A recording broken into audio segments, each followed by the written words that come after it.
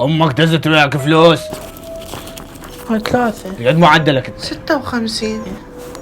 هذا استاذ معدل نصب واحتيال، هذا طبيعي ينوي. شغلتك يمي يا ابني.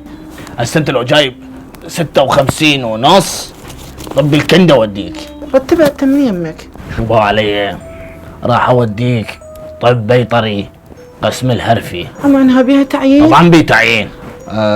تتعين قصاب بقسم الذاتيه. الله بالذاتيه خلوا لك مكتب لي والله. كان حلمي بذاتي داوم، يعني عبر عن ذاتي. واكاي مال معجون خذها من ماما. شنو؟ تحتاجه ورا التخرج هذا الحرمل، وجيب لك طاسه مال عماله، لان قسم الهرفي دوامهم شفتين.